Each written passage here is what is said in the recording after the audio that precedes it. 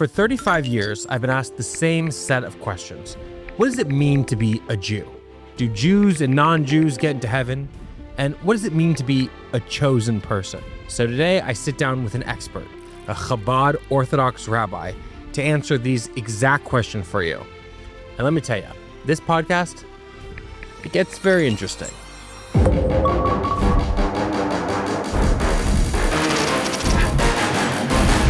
Here's the thing, Rabbi. This is why I invite you on. First of all, I love you. You're a great member of the community, great leader. But I've been Jewish for 35 years, my whole life. Is that how old you are?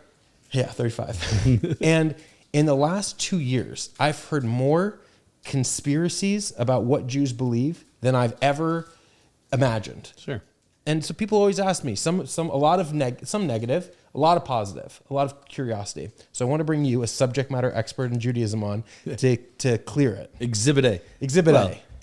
If people who are prone to conspiracy thinking would believe what I say, right. We're going to accept that as a premise. But assuming that someone is genuinely curious, because often the truth is that what happens in a vacuum is that it gets filled with whatever's available. Sure. And there is a vacuum. There's a vacuum of information. There's a vacuum of education.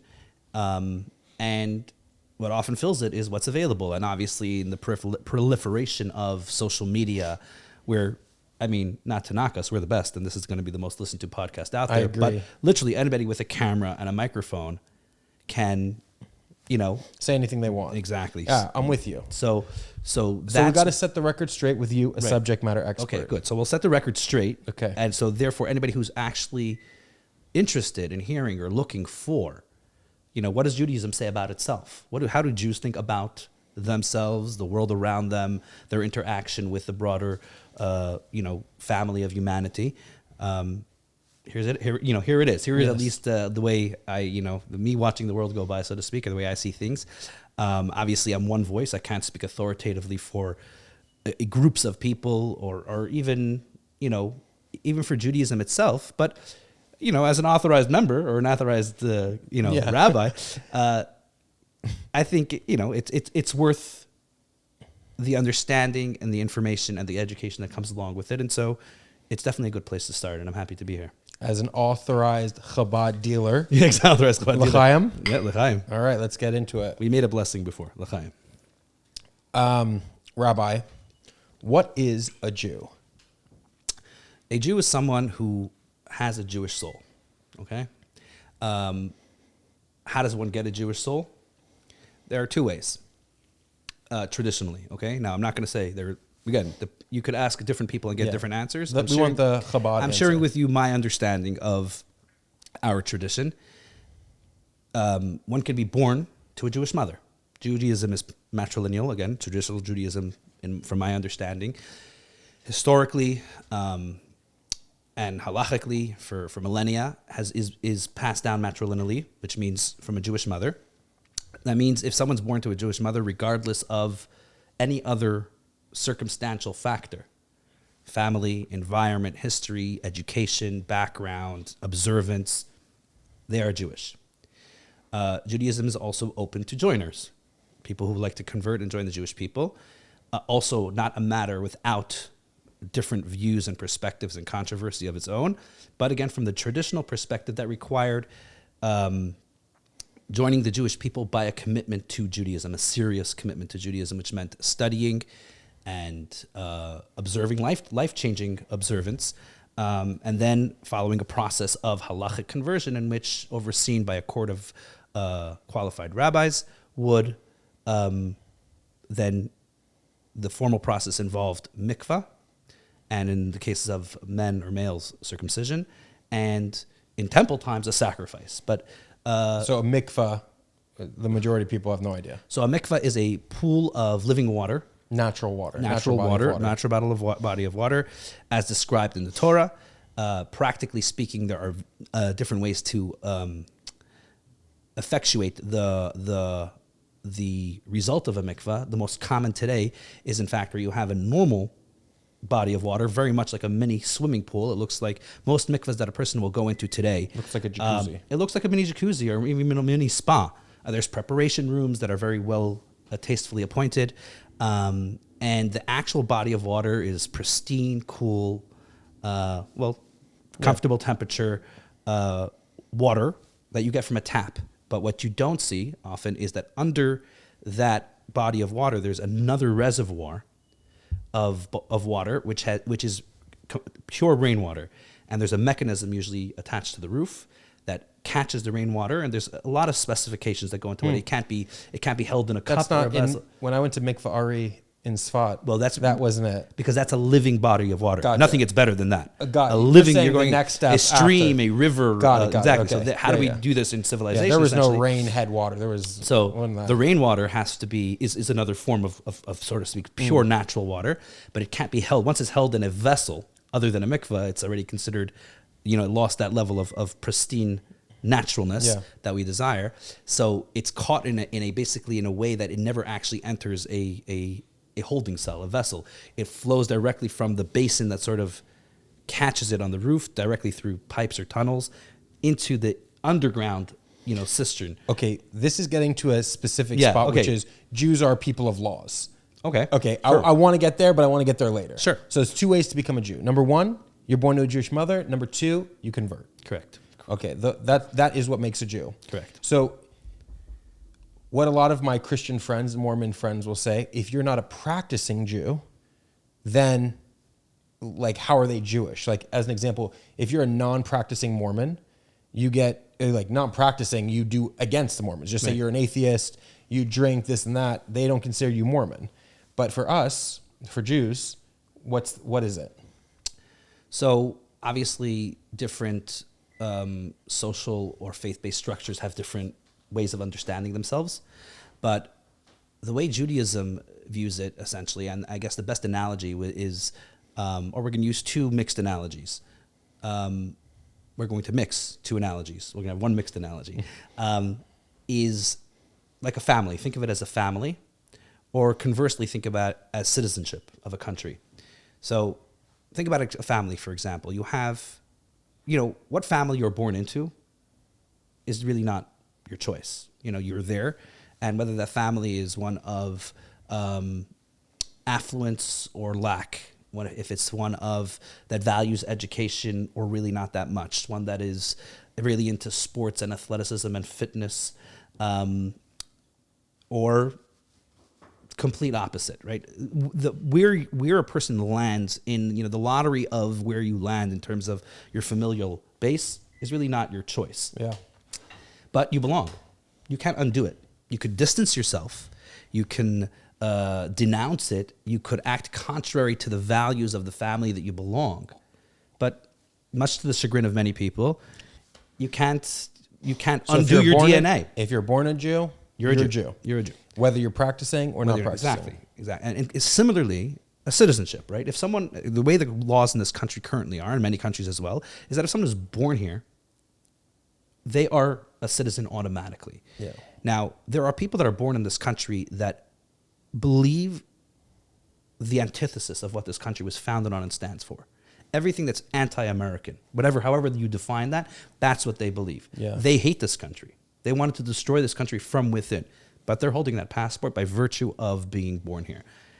Conversely, you have people outside of this country that view it as the greatest gift to humanity in the form of democracy that has then spread throughout the world to other countries. But the founding fathers and the Constitution and the Bill of Rights, they are such huge proponents of that ideology, and yet they're holding an Australian citizenship or an English citizenship or a Bangladeshi citizenship. It doesn't make a difference. Technically, they're still not. They're very Jewish in their mind. They're very American in their mind and their value system, but they're technically not. And you have the same thing within the Jewish community. And outside the Jewish community, you have people that are born to it. They don't understand it. They know nothing of it. They don't practice anything of it. Sometimes they even hold ideas, beliefs, and practices that are contrary and antithetical to Judaism, but they're Jewish. They're Jewish. Conversely, would you say just as Jewish as you? Just as Jewish as me. As an Orthodox rabbi. You can't be more or less Jewish. You either, like my wife's grandmother used to say, you can't be a little pregnant. Right. You're pregnant or you're not pregnant. Right. So, okay. you know, Judaism, same way. It very much so. There's no half status. Unlike other religions, I think like all other religions, is that Jews are not looking for recruits. Correct. So talk about that. Okay, so I mean, just let me finish. I wanted to say one last piece about the other thing, which is conversely, you also find in the non-Jewish world tremendous friends and allies of Judaism, people that understand its origin, its roots, its contributions to society and to humanity as a whole, as an ethos, as a philosophy, as a practice, and as a people. And they adore the Jewish people. Are they technically Jewish? No. Often they don't even seek to be. There's more confusion with people that are born with Jewish ancestry, and you know they feel connected to the people, and that's obviously a lot more complex and complicated, as life itself is. But just not to confuse the technical or legal status holders with those that actually have embraced the values and the philosophy and the ethos. So that's a very important piece. Okay. Now, your second question, your most recent question, which is seems simple, but it's an iceberg question, right? You're asking me something with a tip, but the majority of it lies underwater, which is Judaism doesn't seek recruits, and that's actually one of my favorite and most profound aspects of Jewish tradition, in my view. People are shocked by it. Because often people misunderstand it and therefore understand it incorrectly. In other words, because they can't really wrap their head around it, they often they'll often lean into conspiracy-like explanations.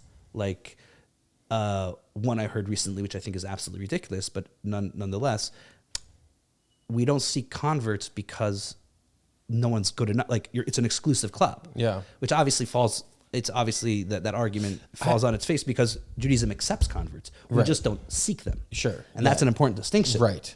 It's not we just talked about one way to become Jewish is through conversion, which means joiners are welcome. You just have to pass the test. It's just not something we seek. And the reason for that is, I think if you asked most representatives of another faith-based or even non-faith-based theology, philosophy, you said, in your ideal perspective, how would the world look? What would the people believe? I believe if you asked, a Christian or a Muslim or a Buddhist or an atheist, a representative of a large segment of the population of society that has, some sort of philosophy that guides their thinking. And they would say, well, obviously we believe, even if they're open-minded and tolerate the fact that other people believe differently and think differently, but they obviously believe what they believe because they believe it's correct. And I think that's what most people do. There's nothing wrong with that.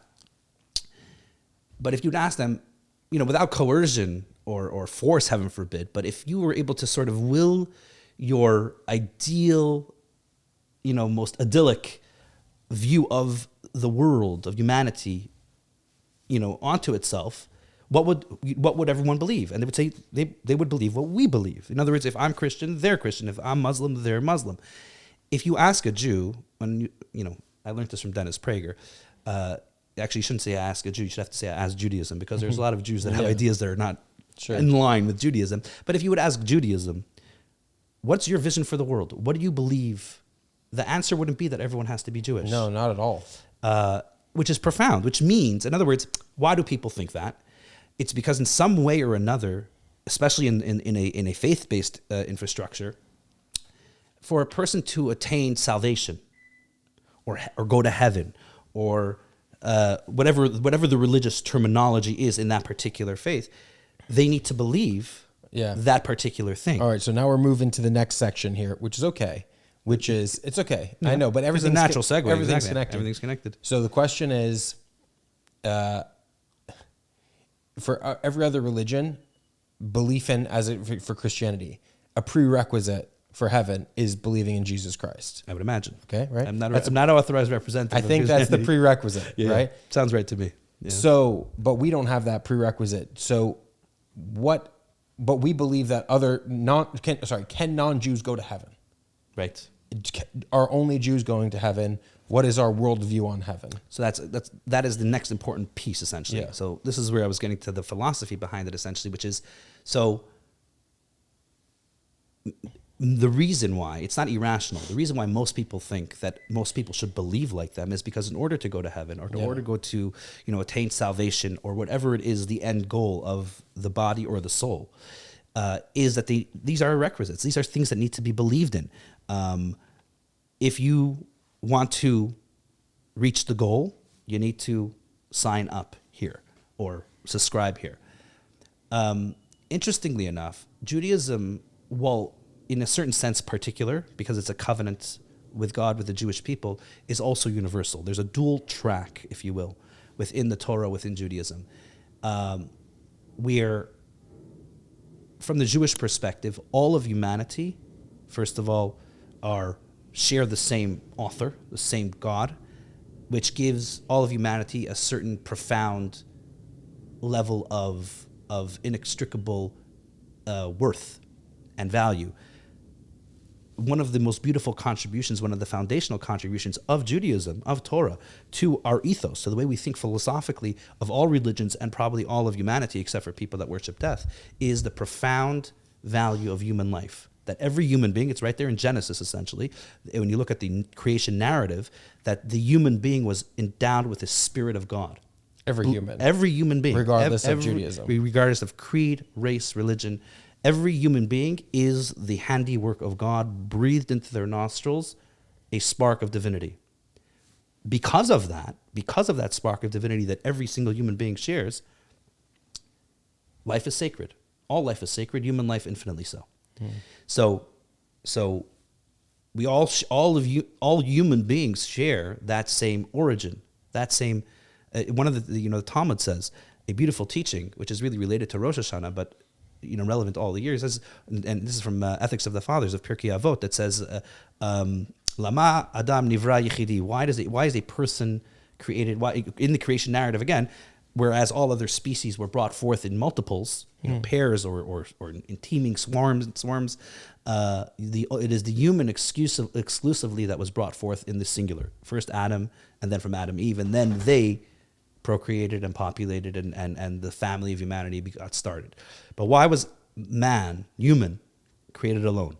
To teach us, says the Talmud, the Mishnah and Avot, that says, to teach us that whoever sustains or saves a life has saved an entire world, and whoever unfortunately destroys or kills snuffs out a human life has destroyed an entire world. That's applicable to all of humanity, right? So if we have to just trace it back, you're getting the Zalman answer. I know. This is what my wife would call the Zalman answer. For sure. Right? I was at your Pesach. Yeah. So we're going deep to just come back to the surface. The point here is that if everyone then shares that divine origin, we all, first of all, share a base of divine worth, which is a profound idea. No one is more human than, just like within the Jewish community, you can't be more or less Jewish than another person. Yeah. You can't be more or less human. Now, obviously, it doesn't mean our behavior doesn't matter. Obviously, I would encourage someone to live Jewishly if they're Jewish. Yeah. And if someone is a human, to live humanly, to live by human values of morals and ethics that are appropriate and that are worthy of the name human. A person can act very animalistically. Yes. It doesn't make them less of a human, but it makes their conduct very much less human-like. So Judaism believes that anybody who is righteous, any moral, ethical person is a righteous person, and every righteous person has a share, what we call in the world to come. Which was, I think, something you had asked me earlier if we could talk about on the podcast as well, as like the idea of the world to come or heaven and hell. But let's get there. Let's take a break for station identification. You're here with Trent and Rabbi Zalman. We have to say that was definitely a Rabbi Zalman answer. Thank you. Yeah, absolutely. The question is just a point blank question. You're saying that both Jews and non-Jews have a share of the world to come. What we would say is heaven. Righteous people. Righteous. In other words, the portion of the world to come is qualified or dependent on person's actions and deeds. Okay. Period. Full stop. Not just belief. Not just belief. It's actions and not deeds. just belonging to A, B, C, or D. Okay, let's put that here. That's very important, and that's a unique distinction. Yes. Do non-Jews have souls?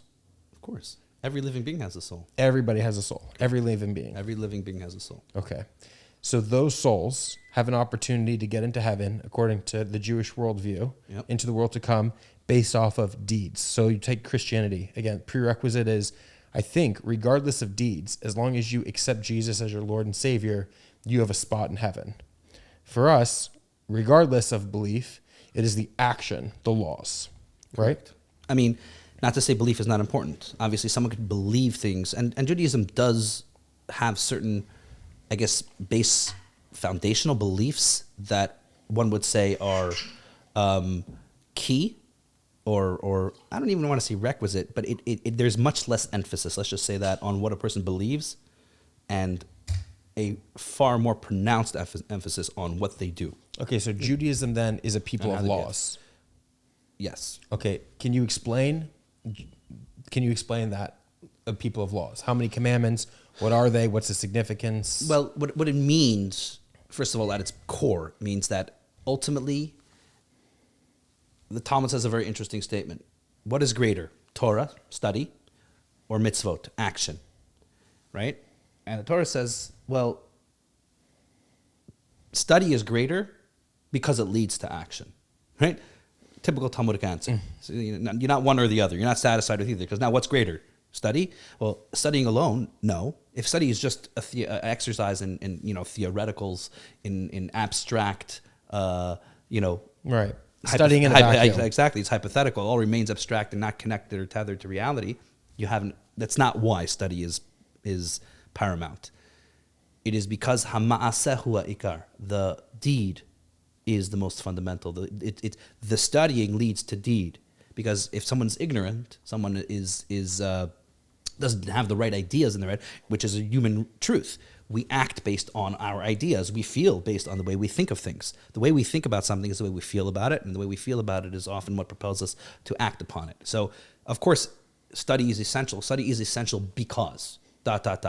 And you could think about this, and this is actually a very important idea which I want to introduce. I don't know when the right time to do that is, but if we're going to talk, I definitely want to get it in there. Friends. Exactly. So this is Trent and Friends. So Trent, it is also a reframing of how we view Judaism itself, which means, you may have heard this from me before. If you spent 5 minutes with me, you've heard it, which is, one of these quotes that I picked up from a book I read a long time ago and left a profound impact. And I've since appropriated it and probably messed it up a bit of my own. But I like to say, speak English, but think Jewish. Speak English, but think Jewish. We're speaking in English today. But hopefully our goal is, with the conversation, is to try to think Jewishly. And what that means is that every culture, every unique set of ideas, every philosophy has its own dictionary, has its own glossary, has its own ethos, and it's culture. That when you speak in its native language, things make certain sense without having to be translated or explained. Sure. Now, we're speaking English. English is a Western language, which means, by default, Western values, which, from a religious perspective, means Christian values. That's the default position. So you're going to ask me about heaven and hell. You're going to ask me about souls. We talked about souls. We're going to talk about religion. These are all English words that have their Jewish parallels, whether in ancient Hebrew, or just in our psyche, in our history. They don't always mean the same thing that we're saying. The word hell in English, and therefore in Western, and therefore in Christian, is not the same idea. We're using the same word. We're saying hell and hell, or afterlife, or world to come, or angels, or religion, and there's a million examples. The English word in English means one thing, but that very same word, if we're translating a Jewish concept or idea, has an entirely different background that needs to be unpacked in Jewish. Yeah. So think Jewish. So speak English, but think Jewish. So when we think of Judaism, what do you say? If I would ask you, Judaism is a religion? It's a religion. That's what that's not what I would say, right. but that's colloquially, what, I would say that's what speaking English would say. Yeah. Speaking English would say, but I would say Judaism is a way of life. Judaism is a way of life. I love to say, and I stole this from someone else too, and I don't remember when, somewhere along my formulative years, 15, 16, listening to something and an idea sticks and helps shape the way you think. Judaism is not a religion, it's a relationship. Ultimately, the goal of Judaism is to cultivate a relationship with God, with the people around us, the closest to us first, of course, our community, our family, and in concentric circles, our extended family, our community, and ultimately all of humanity, right? And with ourselves. We're cultivating a relationship, we're developing a relationship with ourselves. And once you view things from that premise, a lot of things feel different, because a religion has a certain top-down connotation, a certain abstract, unreachable, guy in the sky. And a relationship is far more real and far more tangible. And if we understood Judaism before, how could you be a Jew and not practice anything? Because you're part of the family, part of the mishpucha. Yeah. Right? You could be a bad family member, but you're still part of the family. If you think of relationships, if you think of relationship with God, and the interesting thing about relationships is there's so many models. There is most obviously, and first, the relationship most people first experience in the world is a parental relationship. Yeah. You have parents, you're a child. Later on in life, you become a parent, and you have children. You have friends, that's a relationship. You have a spouse, that's a relationship. You have friends, that's a relationship. You have a community, that's a relationship. Do you know what's interesting, though, about the relationship versus the way of life thing? Sure. I don't think that they're contradictory. No, but I think it is more about... Oh, let me give you this example. Sure. So, I went to school to be a conservative rabbi. Yes. Dropped out. That's right. Okay. And then I got really into Chabad. I lived in Pico Robertson, right there. Tefillin and chillin'. Tefillin and chillin'. It was great. I spent some time in Israel, and while I was in Sfat, I was not into it. I was I kind of had a falling out. Mm-hmm. Okay? So falling out. Sure. And I was like, I don't know if I believe all this. This relationship with God. Right. Existential. I was 21 or whatever. So, that's just what kids do. Right. You're going through. I'm different growing. now, but that's that moment. And I remember telling the rabbi who was there, the shaliach that was leading the retreat. And he said, okay, well, regardless of whether you believe or not, don't forget to put on tefillin. Right. Right. And just keep Shabbat. Exactly. So that's kind of why I think it is the way of life. Whether or not you believe, the law still applies to you. Is that dissimilar to what you're saying? No, I don't think it's like I said, I don't think they're contradictory ideas. I think it's a matter of emphasis. I think it's true ultimately that Judaism is a way of life, although then that doesn't account for the people that don't live up to that way of life. Are they still Jewish? Yes, they are, but that's not what Judaism. Often Judaism is the relationship. Right. Don't judge Judaism by the Jews, right? Sure. Yeah. Which we say tongue in cheek, but to a certain extent has a truth. Any ideology in its purest form or its best form, expression of that, is not always lived in reality by its adherents. Idealistically speaking, this is what Judaism stands for, believes, and represents. Now, you sometimes have better or worse ambassadors of that. Yeah. And that's true about rabbis as well. You have, a rabbi means a teacher ultimately, right? We're not closer or farther from God. So more this or is more Jewish. For Eric here, who's never met a rabbi before. Right. And he said, I've never met a rabbi. And I said, I don't think it means what you think it means. Right.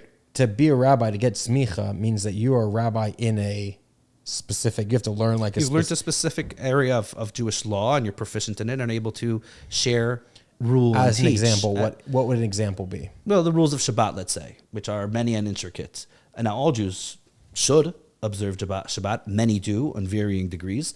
But even if someone who's committed to keep Shabbat, which means Shomer Shabbos, which means Shomer Shabbat, they keep all the rules and regulations of Shabbat to the best of their knowledge and as they understand it, according to Jewish law. There are still so many questions that could come up within observance itself. If I studied that area of law and have smicha, ordination, I am able to, I'm considered proficient enough to be able to teach and answer questions in that area. And then there's area, there's kosher, and usually when most ordination today surrounds laws that are most prevalent in Jewish living on a day-to-day life, which would mean Shabbat, kosher, and family purity, married life. But you could think of it like a doctor, like you guys are specialists. Right. You can specialize. You could be like a general practitioner, or you have your general medical knowledge, and then you can. There are rabbis, of course, that specialize in particular areas. But I think the most important thing to keep in mind is that in many faith-based structures, in many religions, clergy are considered closer to God. It's like a hierarchy. Yeah. Like here are the people. Then you have this level of clergy and that level of clergy, and ultimately you have the prophet himself or the pope or whatever it is. These are gradations of getting closer to God. Now, we don't have that. While Judaism does believe that there are righteous people, that are maybe, more spiritually in tune with their souls and with God. Not It has nothing to do with being a rabbi. You could not be a rabbi. Right. Yeah, yeah. At all. Rabbi, literally, the word rabbi comes from the Hebrew word rebbe, which means teacher. Yeah. And that is the primary function of a rabbi, is to teach. Now, obviously, you want a rabbi to also live up to the things, to the ideas that they're preaching, and not just to practice what they preach, so to speak. So you want someone whose character reflects that as well. But a rabbi isn't closer or further from God than any other Jew. It is in their ability and their capacity of a learned individual to be able to share and lift up and enhance and lead and guide the people around them through the knowledge of Torah. I often say, especially when I started, I was significantly younger than most of the people that I was talking to.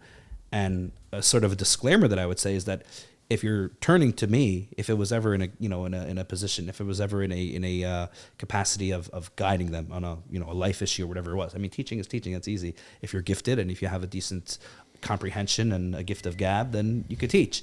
But guiding people in their personal life matters sometimes is very, very significant and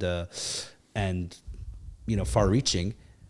Who am I, this young schnook, so to speak, guiding people? Sometimes I was in my mid-20s and early 30s, and people in their 60s and 70s are turning to me for advice. And first of all, A, to not let it get to my head, A, B, but also to justify to myself by what credentials, by what right do I guide these people? Because you're a rabbi, again, of a certain... And I would say to them, I'm not sharing... If you're coming to me, Zalman Bendit, I think I'm smart. I could work on the humility a little bit, I'm sure, like everyone else. But I don't think I'm that gifted that you should come seek my brilliance. I hope, if I'm successful at all, to be a conduit, a worthy conduit, a faithful conduit of Torah's wisdom, of the wisdom of Judaism, which is thousands of years old, which is older than me and you combined. And it's not me who's speaking. I'm merely a spigot, if you will, sure, to hopefully channel that wisdom to you. And then you're getting wisdom from the Torah, not from me. So it's very interesting because, again, for normal, Christian, Mormon people and other people. The unnormal ones. Yeah. No. Trent, you have to be careful what you say. Yeah, no. For normal religious people, the belief is the thing. That's right. And their belief is for everybody. Regardless of whether you believe in Jesus or not, for them, Jesus is a fact that you have to... He's the path to heaven. Correct. For us, we have, or for Jews, 613 commandments, and those are only for Jews. Correct. And non-Jews, in order to get to heaven, I think they got 7, right? The Noahide laws. Yep. So can you speak to, because that's interesting. We don't think that everybody's going to hell that doesn't share our worldview. Right. The laws are for the Jews. Right. But it doesn't make us better. It just makes us... it gives us a different responsibility. Correct. It makes you distinct, certainly. Distinct. And perhaps carry more responsibility. Okay, so can you explain the Noahide laws and the 613 Okay, and this obviously goes to a very popular trope and a big point of misunderstanding or deliberate manipulation or mischaracterization, which is the concept of chosenness, right? The Jews are the chosen people. And often people assume chosen means superior. That's the way they choose to understand it. That's, non-Jews. Ignorant people, really. And first of all, with the disclaimer again that anybody who believes what they believe and believes it's the right path, believes that they're correct and everyone else who doesn't agree with them is incorrect. That's just like a basic human premise. Yeah. I don't and from a human perspective, from a human intellectual perspective, I would hope that a Christian believes that their path is correct. Otherwise, why do you believe it? And I would hope that a Muslim believes that their path is correct. And I would even hope that an atheist believes that their path is correct. Otherwise, by what virtue are you following it? And I don't think it's any less true for Jews. Yeah. And I don't think Jews have to apologize for thinking that they believe Judaism is correct. The question is, what do you do with the other? That's a human question. That's not exclusive to Jews, although Jews get put on the hot plate to answer it a lot more. Yeah. Mainly because I think that Judaism has survived, much to the chagrin of history, if you will, because Jews have gone through many different backdrops of history and cultures and host countries, and somehow stubbornly clung to their faith. And that can bother people because they sense something mysterious here and they can't put their finger on it. So the easiest explanation is like, oh, it must be some, cabal or some sort of conspiracy. The interesting thing is that for people who have said that to me, you're chosen. Right. The Jews are the chosen people. For Jews, it doesn't mean what you think it means. Right. It's not like chosen, like we won some award. It's kind of like we're chosen to keep Sabbath with more emphasis than you are, right? Yeah. So I mean, first of all, maybe this is dating myself, even though I'm not that old, but I'm an old soul. Yeah. A little older than you, Trent. But certainly, probably to our audience, the Fiddler on the Roof is a concept, not something they actually watched. Sure. But there's a famous scene in there where Tevye, turns to God and he's in the middle of praying and he says, God, I know we're the chosen people, but maybe every once in a while you could choose someone else. Right? Because for him, chosen meant to be persecuted, to be beaten up, to be harassed. But I think this is a perfect example of speak English, but think Jewish. I think a better word than chosen is enlisted. In other words, we talked before about the Torah having a dual model. The Torah is at the same time, a particular covenant with the Jewish people and also a human path of guidance, direction. Torah actually literally means teachings or guide or path. Hora'ah, guidance, instruction is probably the most precise word. Torah means instruction. It's an instruction manual. It is the blueprint for living. Jews look into the Torah to find their particular mission in life, but really embedded in Torah is a guidance, a blueprint, a path, a instruction manual for all of humanity. It's in there. Now, why then are Jews given 613 commandments and the rest of humanity seven basic laws for moral and ethical living? What are they? And they're don't murder, don't steal, set up courts of justice, and so on. Basic ideas which speak to the very core of. It's like 7 out of the 10 Commandments. It is. They don't exactly parallel. I think 6 out of the 7 are in the 10 Commandments. Reflect. You can't eat you can't eat a limb of a living animal, which means cruelty. By the way, imagine that the idea of cruelty to animals or any other living being embedded as a bedrock of society. That one's not in the 10 Commandments, but that's a universal law. Just think about what that means. I'm saying that's one of the Noahide laws. Yeah, that's one of the Noahide laws. And just like as an aside, from a psychological and pathological perspective, it is often acknowledged that the beginning of sadistic tendencies can be early detected in the way young adults or young children treat animals. Yeah. It doesn't start with humans. Often it's cruelty to defenseless animals, other living things. Yeah. Right. And imagine that the Torah as a bedrock of society. We don't understand sometimes how far-reaching these foundational, bedrock guidances are. No cruelty to animals. I mean, don't eat the living limb of the limb or flesh of a living being, which broadly speaking means don't torture animals. Yeah. Right? I'll tell you this. I was a camp counselor at a conservative Jewish camp, and there was this dead frog that was there, and some kids found it, and they were kind of playing with it, not in any kind of like horrible way, but enough. Right. The rabbi comes over and shares this exact thing, that you have to be kind to animals. Yeah. Whether they're living or dead, you need to treat them with respect. And so these kids, we had to have a funeral for this frog. Right. It was like a whole thing. Like, we stopped camp to be like, what you're doing is essentially like mutilating a dead animal's This was body. a vessel for a living thing. This was a vessel for a living thing, yeah. And so we had a funeral for a frog, and that was one of the things that stuck with me. It was like, oh, that's how deep it is. I'm going to see. So that was an indelible impression on you as a youngster about just the value of life, animal life, frog life. Sure, Come on, for sure. Let's be real for a second. No, of course. But still, it's a piece of life. It's exactly. And that type of reverence to life is something which is core to humanity. But again, just like the divine spark in every human being, it comes from the Torah. So I have a question for you on heaven. So let's first of all, let's answer the question that you asked me. L'chaim. First of all, l'chaim, obviously. I think the ideas flow a little better. Yeah, of course. L'chaim. So here's an important piece. Instead of saying chosen, let's say enlisted. And I think this is like a constructive way to think about it. You're the author. You're God. You're the king. Okay. You're the boss man. You have now the ability to create society. Okay. Well, you have a kingdom you're building. What is your hope and vision for this society? What are your main goals that you want for them? That people are happy and productive and carry on whatever mission I put into the program. Beautiful. So we want people to be happy, productive, live with purpose and meaning, let's say. Yeah. Have prosperity and peace. That's what you want. You have a country, you have a world. You're designing a society.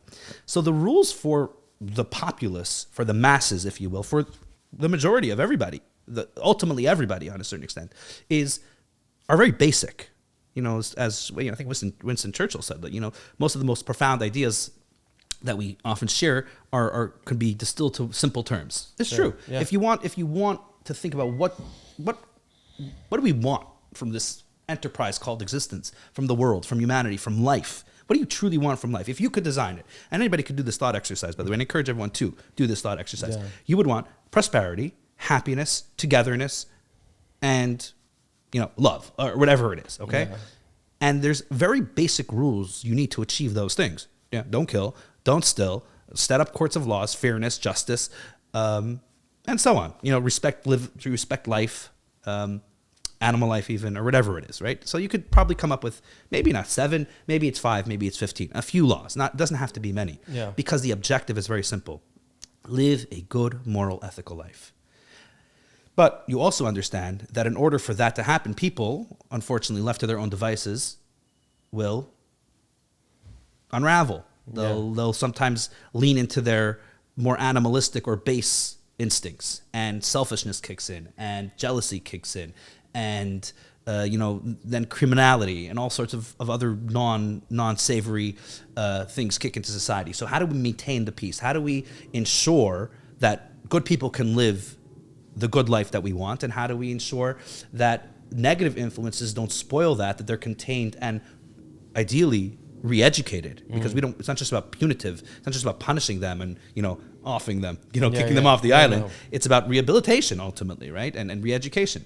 And education is the core piece, because it all begins with education. Values begin with education. You're going to have a enforcement force of some kind, whether it's governance in general, or a police force, or a military, right? So every society needs this, but why? Why do we have a military? We have a military to protect our way of life. Our way of life is very simple. We want to be happy and prosperous, basically. But if you're in the military, how many rules do you have for life? It multiplies tremendously. Yeah. The way you dress in the military, right? The way you speak, the way you answer your superior. Once you join, now hold on, who's part of the military?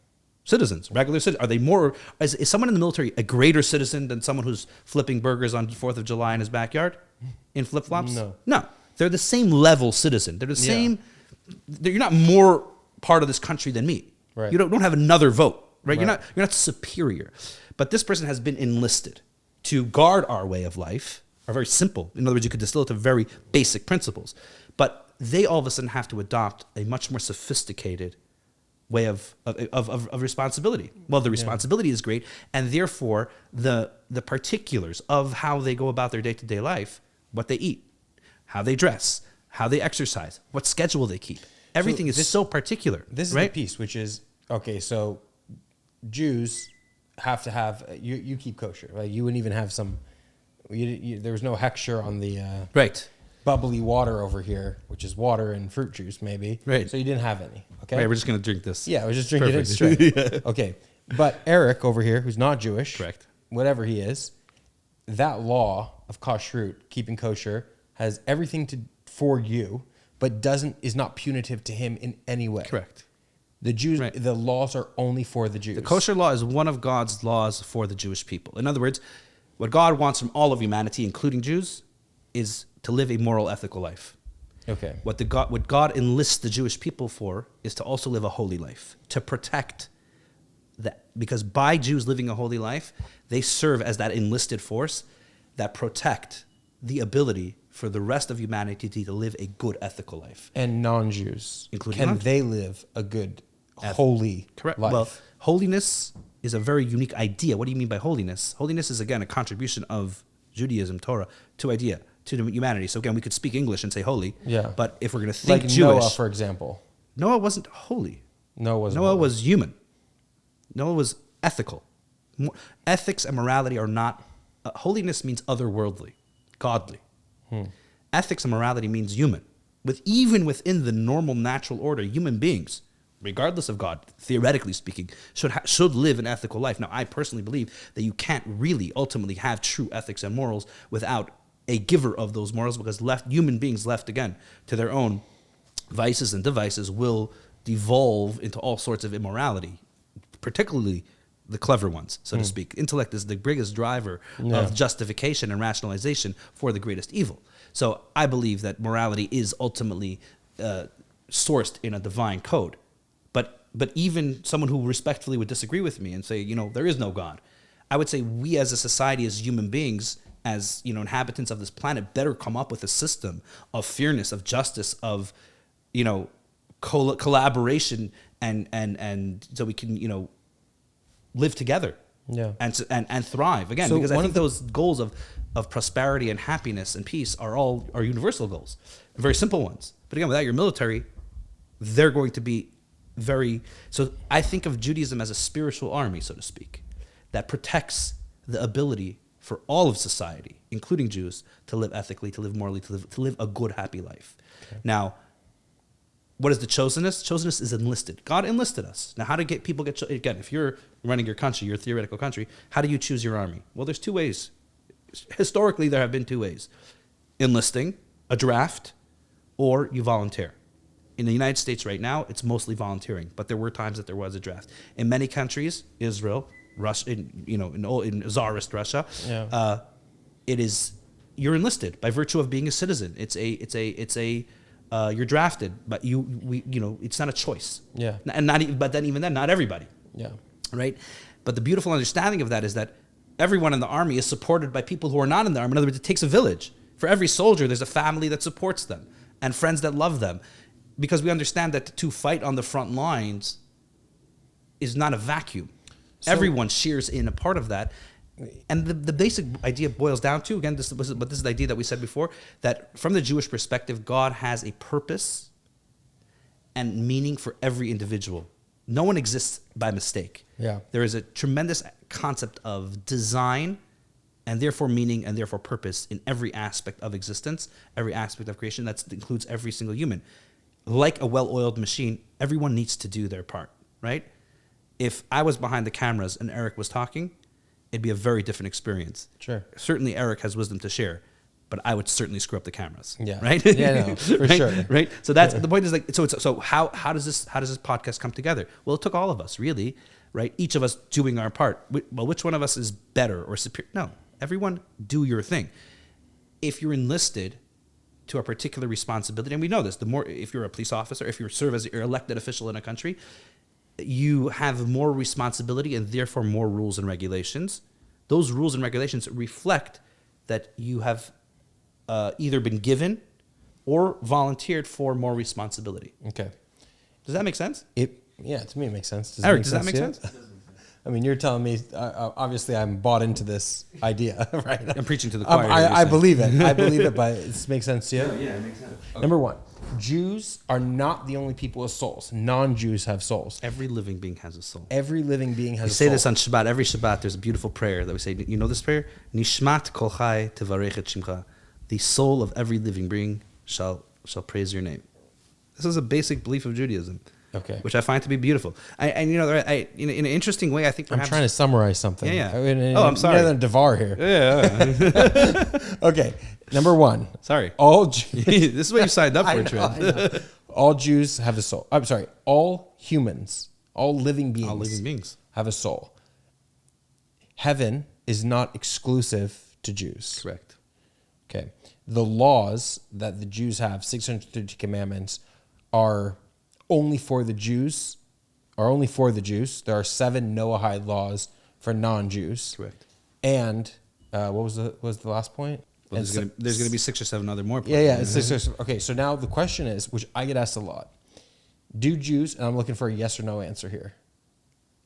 Do Jews I can't believe commit to that. Do Jews believe in hell? Yes, but not the hell you're talking about. Okay, so number one, I'd like an overview of what hell is. And number two, the question is, if Jews don't believe in eternal damnation for non-belief, why should somebody fulfill the commandments or live a life on the Noahide laws? What's the incentive if hell is not the consequence? And L'chaim. L'chaim. This one's going to be much better after L'chaim, I think. Eric wants to know. I think we all want to know. And it's good to know. And I want to know. So, first of all, yes. There is a concept of, well, hell means afterlife. The premise of hell means that the soul continues to live and has an experience post-physical death that it's feeling and it goes through, which in this particular case means, I think, from the Western perspective, if we're speaking English, hell means eternal damnation, purgatory. You're just, roasting the fires of Hell. Forever. Forever. Right? Now, the premise is true. Judaism certainly believes in the immortality of the soul. The soul, which is the true identity of the human. Our bodies are vessels for which carry our soul for their, human mission in this corporal world. Your soul existed before you were born, and it continues to exist after we pass from this physical world. The time in between is extremely meaningful, infinitely so, because that's the time that we have the ability to choose our behavior, which is super important when it comes back to hell and heaven, because reward and punishment only matter in this world where we have choice. So one premise of Judaism, not exclusively Judaism, but Judaism certainly as the early bearers and introducers of this idea, free will. What makes a human human? The concept of free will, free choice. The fact that we're able to override instinct, right? And choose a path of life. Now, angels can't do that, and animals can't do that. Again, all life is sacred, even animal life. Angels, if you're of a religious persuasion and believe that there are entities that are spiritual and existent without the physical embodiment, are also living a life of programmed robotic instinct. What it is that they're programmed to do, that's what they do. In the case of an animal... Side quest here, are you saying that angels don't have autonomy? That's right. Okay. Angels, actually the Hebrew word for angel in English is a messenger. A malach means a messenger. It doesn't mean a spiritual entity. It means someone who is given a particular mission to do. And that's what it does. And it can't do anything else. It seems spiritual and holy because it doesn't have an evil inclination. It doesn't have a desire to do anything other than its mission. And it says, holy, holy, holy all day. It praises God. So we think, oh my gosh, if only I could be an angel. It's meaningless to be an angel. That's like saying, your pet gerbil or your lovely... Dog. What's his name? Ori. And we know that dog is man's best friend. The animals in our lives, the pets in our lives, sometimes they occupy such a important space. Yeah. Comfort and loyalty and company. And animals have souls. Every living being has a soul. What defines animal reality is an existential need for self-preservation and self-gratification. I would say, if I had to distill it into two main things. We're trying to understand if there's a heaven or hell. Okay, look. So what drives an animal? Yeah. What instinct? Instinct. What is that instinct for? For food, for security, for protection. Good. Self-preservation. And self-gratification. Two things. Okay. Human beings also have an animalistic side to them. Our bodies, our animal soul, so to speak, also wants those things. We want pleasure. We want to be safe. We want to self-preservation, self-gratification. But we also have a godly soul. That's what makes human human. Beginning of Genesis, all humanity have a spark of the divine. That lives higher within us. It calls us to override, or for, the orientation of an animal is the self. The orientation of the godly soul is other. outside. It's not you, it's your purpose. What are you here for? You ever ask yourself, what are you here for? An animal doesn't ask themselves what they're here for. Yeah. A human being has the ability to ask themselves, what am I here for? It's to serve other people, serve a higher purpose, connect with God, whatever it may be. I would say it's to cultivate your relationships with all of those things, 100%, because Judaism is a platform, a blueprint for developing those relationships. You have the ability to choose. But what that means in practical life is that if the dog wants to eat the donut, the dog eats the donut. If the dog doesn't want to eat the donut, you could try to convince it to eat the donut from today to tomorrow, it won't eat the donut. A human being, on the other hand, could be 100% full and doesn't need the donut. And they'll eat it anyways. Right? Because they have free choice. Even though if the dog doesn't want it, he won't eat it. If the human being doesn't want it, he still might eat it. Sure. Right? Yeah. But you also have the ability, the dog, if he wants the donut, he'll eat the donut. He can't tell himself no. He says, you really don't need that donut, right? You, me, on the other hand, we could say, I really want that donut, but I'm not going to eat it because it's not good for me. A human being is the only entity, the only being endowed with the ability to say, even though I want to, I won't, because, hopefully for a higher value, a higher commitment, or even though I don't want to, I still will. I don't want to get out of bed in the morning and go to work, but I still will because it's the right thing to do. So that free choice is directly tied up with reward and punishment. We believe, because otherwise it's meaningless. You can't be rewarded for something that you have no ability to choose. Sure. Right? If you're wired to do A, B, C, and you had no choice about it, how can you be punished or rewarded? So the answer is then because you have free will, you have the opportunity to be rewarded based off of your decisions. Correct. Okay. Now, from the Jewish perspective, the reward of those choices are twofold. First of all, you will live a meaningful life in this world. A purposeful, the greatest joy and satisfaction that a person can have. You have people that have every type of material wealth and privilege, and they're empty inside. Whether they actually commit suicide or not is irrelevant, but they're at the precipice of just being a shell, living with all of that, the things that people watch on TV and see in magazines and say, if only I had that, I'd be happy. And they're empty. They're not happy. On the other hand, you have people that live relatively simple lives, but with a few very important ingredients, and they live a life that is rich and full. They are truly rich. Like the Mishnah, and again, Avot, in the Ethics of the Father says, who is rich? Who is satisfied with what they have? Which means when you realize that everything in life is a gift, but really the most important thing is living for a outside-oriented purpose. My godly soul, my animal soul says me, me, me, me. My godly soul says, why am I here? Okay. So let's get to heaven or hell. So because we have that choice and we have the godly soul, this is why I tell long stories. Yeah, heaven and hell. You know what I mean? Heaven and hell are heaven and hell are big picture ways of saying reward and punishment. Okay. If you do the right thing, you go to heaven. If you do the wrong thing, you go to hell. But there's two ways to look at reward and punishment. You could say, Zev, if you do your homework, I'll let you, build the bonfire with me out back. There's no connection between the bonfire and the homework. You, as the giver of reward and punishment, can say, if you do what I want, I'll give you something that you want. Yeah. But there's another way to look at reward and punishment, which is, Zev, if you do those 30 push-ups, you'll be ripped, right? There's a direct connection between the two. Sure. And conversely, the other way, you could say, Zev, if you don't go to sleep when I say, then, no movie night. No connection between the two. Zev, if you touch the fire, you'll get burnt. Direct connection.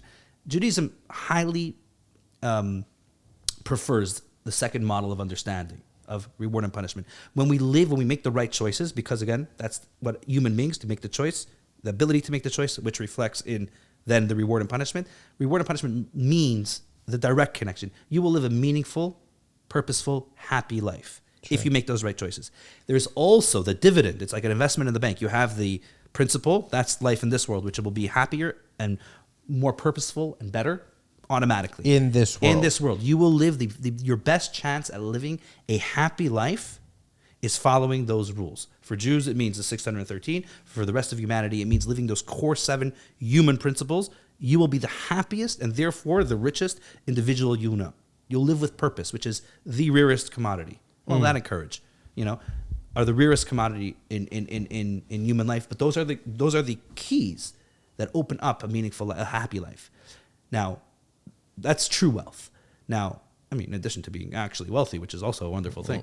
No, don't get me wrong. This is a Jewish podcast. Yeah, right.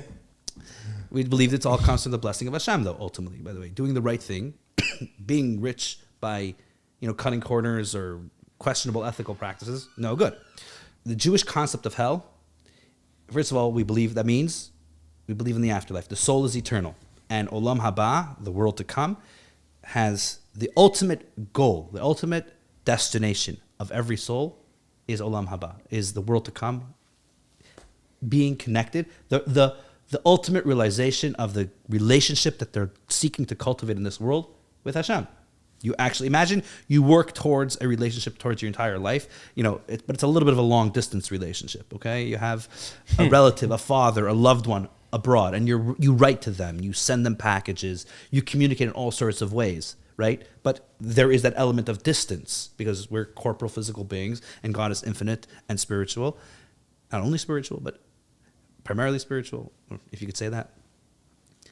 But this is like the soul, our true being, which is a piece of God, gets reunited with its source. Imagine that's the ultimate form of a relationship, of a connection, of a holy and spiritual intimacy of a kind that we can't really imagine. However, along the way, because we didn't always make the right choice, we got some dents and scratches, right? We have stained our souls, if you will, with bad choices, just like you can do with your body. Sure. Right? Just like you could do with your car, right? It's a beautiful piece. Yeah. But it has some dents and scratches. You're going to trash the whole thing? No, you're going to take it to a repair shop, right? Hell is the repair shop, right? That's the way Judaism views hell is a therapeutic. Perhaps when we say painful, we mean it like physical therapy is painful. Yeah. Purposeful pain. It's not punitive. It's not like, oh, let's burn the heck out of this person because they're so bad. They don't believe in the right thing or they didn't make the right choices. Into hell with you forever. But what would be the point of that? That's like throwing people into prison forever, by the way. Yeah, which is the stupidest thing that society does. Because, penitentiary as opposed to correctional. Yeah. Which, as a society, we've gone from correctional facilities to penitentiary, which basically means no, the point is rehabilitation. Bring these people back into society. Having someone, and obviously this is speaking very idealistically, how this actually works in practical application for a hardened criminal is how do you rehabilitate them back in society in a place that they're not safe? But the same thing is for our soul. Our souls can sometimes be criminal, right? Sure. And we've dented ourselves up. We've scratched ourselves up with some. In other words, the choices we make have an effect. So Jews and non-Jews both go to hell, and they also then return to the source. If you have a soul, and every living being does, right? I think we have to broaden the lens. Sure. Because I think the hyper focused is where people are. That's where the language gets lost. Fair. So every living everything with a soul, and particularly humans, because humans have a unique aspect of their soul. They have a godly soul, which means, or a spark of the divine, which means free will. Therefore, God doesn't punish the frog, or the angel, or the dog. Right. Because those things are like spiritual robots. Their soul animates them and gives them life, but they have no free will in the same way that we speak of humans. Therefore, because we have the choice and we're meant to be cultivating that relationship, and the thing that God wants the most, God desires that, which is a profound theological thought as well, which we're not going to spend enough time here speaking about, but the entire purpose of existence in the first place. Why the world? Let's think about it from God's perspective.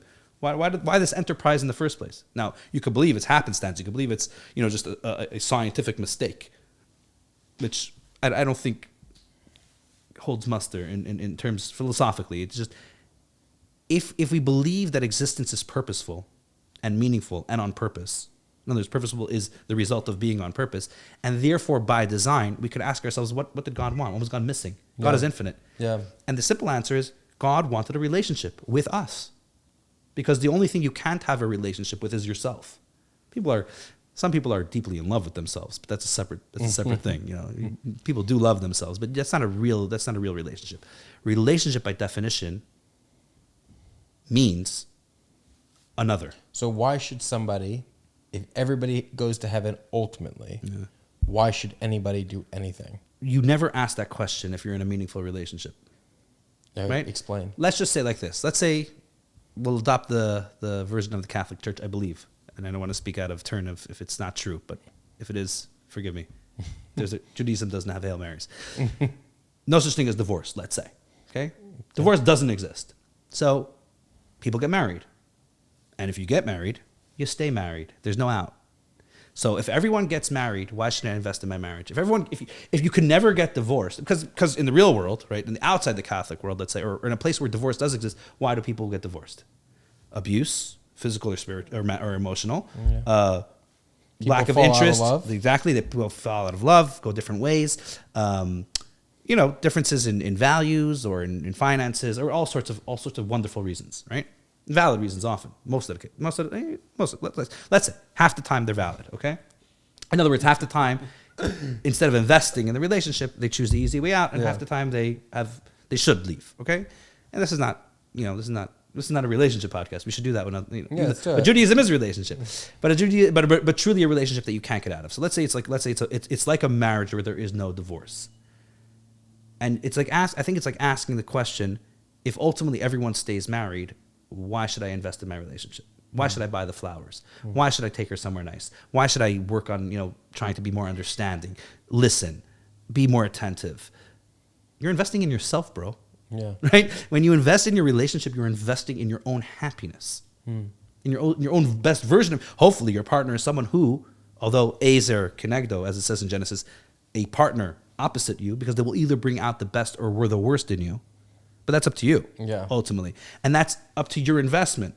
So once you think about Judaism, or life, really, in this particular case, not through the narrow lens of religion and therefore reward and punishment, and if everyone ultimately is sort of stuck in this, why should I even bother?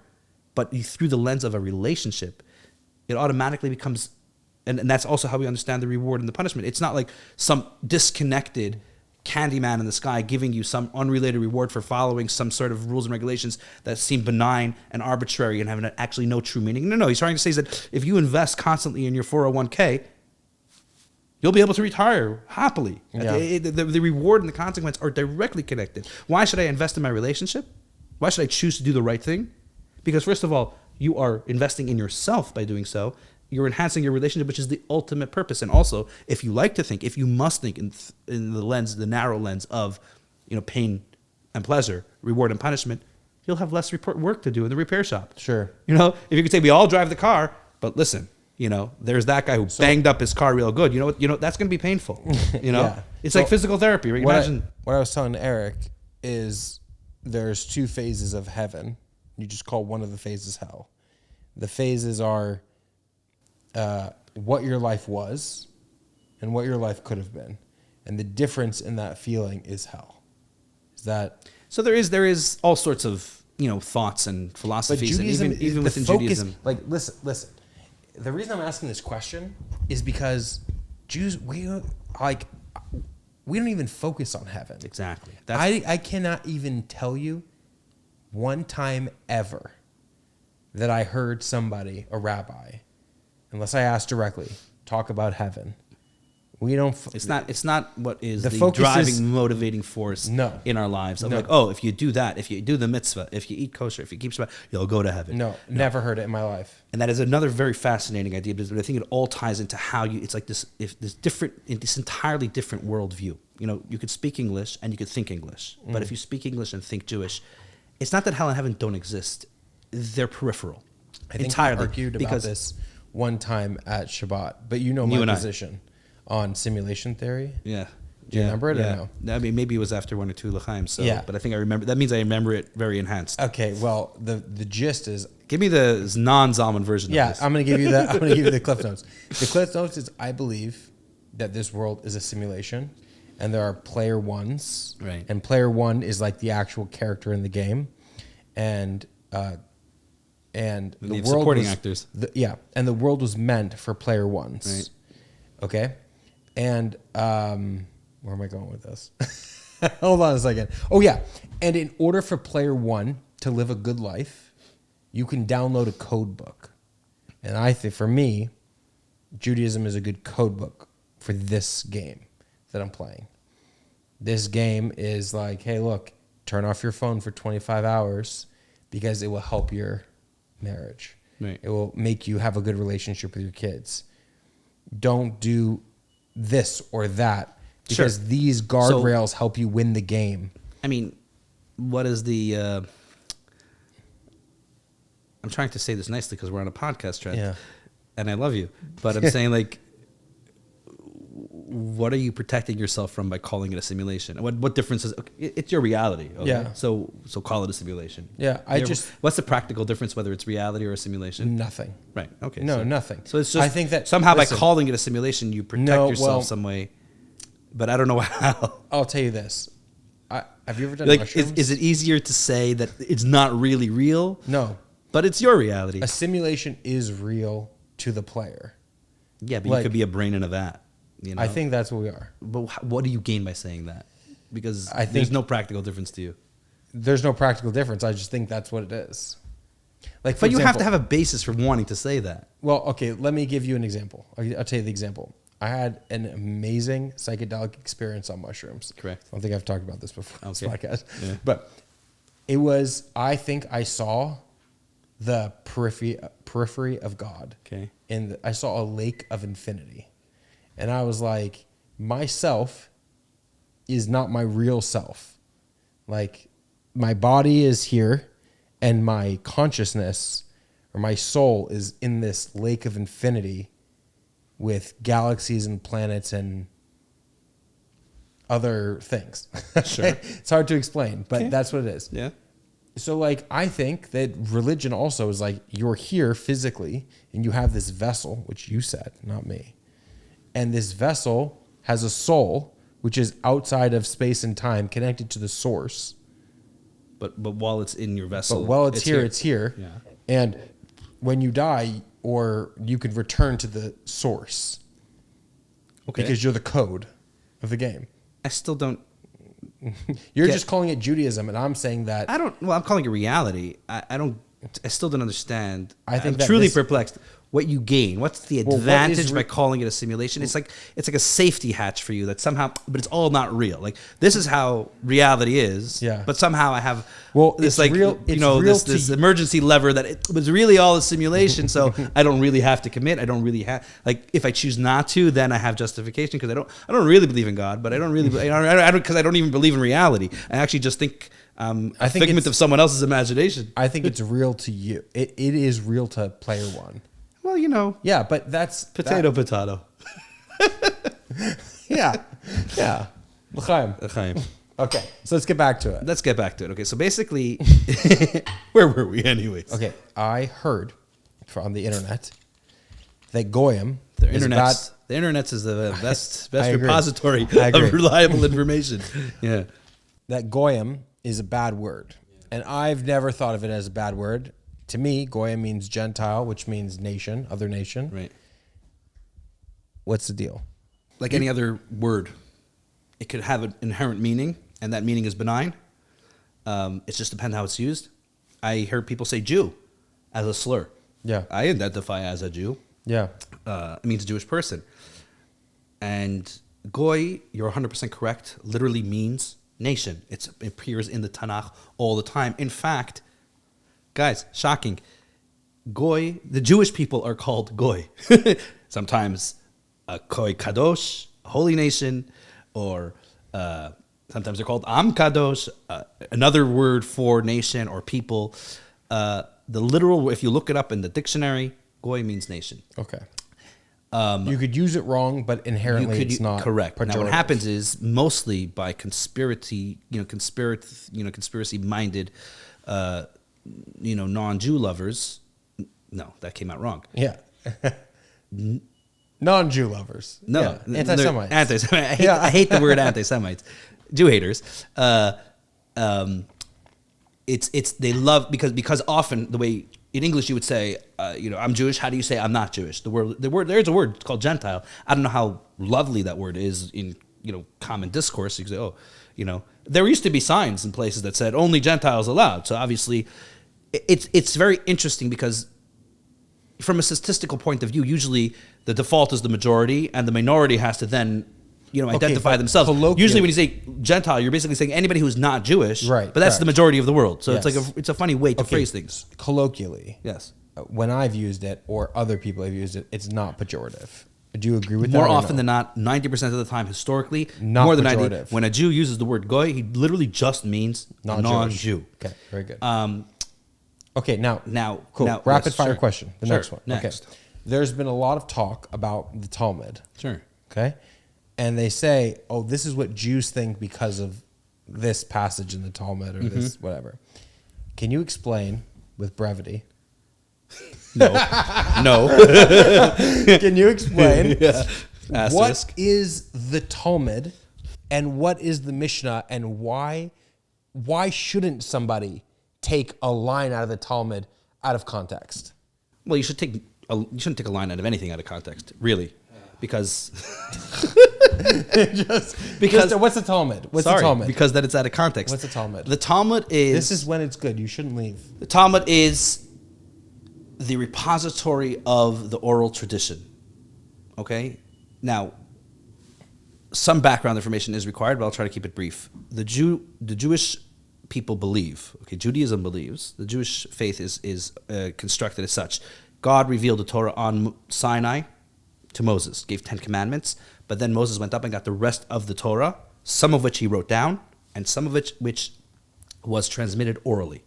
At the same Sinai, the same Moses, the same God. That's water in here. Let me finish it. Is it just getting good? Yeah, dude. Well, this is it. Sometimes it takes me a while to warm up. This is the peak. I have this problem with my JLI classes too. Like I spend so much time revving up, and then it's like the last 45 minutes. I'm just like on turbo. Yeah, But that's the dope. This is how all Farbringen has ever gone, which is like deep. Like just say that it's like a 5-hour event. 3 hours are the foundation. You need to make sure that everybody's got. But some the people love to foundation. jump in at the end, and they can't. It's like a train. It's like I'm in. it left already. Listen, You want to be on a lot it. of things for the ending. You know what I mean? I hear you. Like I like to warm up too, but Is it? You're talking about the afterlife. I'm sure. Yeah, I'm sure. Knowing you, Trent, or the after workout, after workout glow. I'm sure. Yeah. But so it's the same God, the same Sinai, the same Moses. Just like we say, the Torah is the written. The same Torah that was given to Sinai is the one we read in the Torah in the synagogue on Shabbos today with like zero variation, and this has like been tested across history. And the Torah scrolls that you find right here in Mendota Heights, and the ones you find in Pico Robinson in California, and the same ones you'll find in Russia, and the same ones you'll find in South Africa, all of the Torahs are exact. Ironically, or counterintuitively, the system of making sure that those Torahs are transmitted correctly is an oral system. It's not a digital system. They have to be written by a scribe, by hand, in this particular way. And could you imagine that shared tradition over time and space, over thousands of years, and across the world, we share the Torah. What many Jews don't understand is that there's an accompanying oral tradition that goes side by side with that Torah. And it's just as authoritative. However, it was never transcribed. It was given to be. It was taught and it was transmitted to Moses, and from Moses then subsequently through every generation, through the teachers, through the masters, from parents to children, by word of mouth. By this is the example that I give to people. Again, we're talking. Most of the people watching this are not Jewish. Sure. Okay. Yeah. So when you look at some of my best friends are not Jewish. Some of what? Some of my best friends are not Jewish. Yes. Yeah.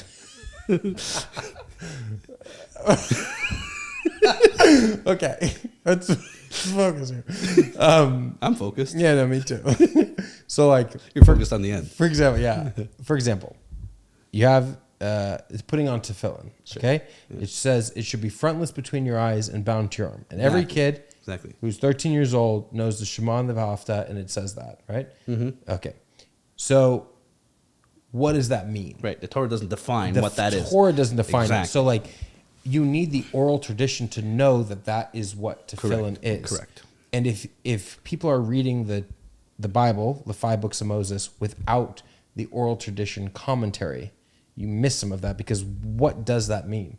Like, I ask non-Jews that all the time. What do you think this means? So from the Jewish understanding, and this is actually, it's profound, is that if you're just reading the written Torah, not only are you only getting half of it, because there's an accompanying oral tradition that is the defining, it's like the Rosetta Stone.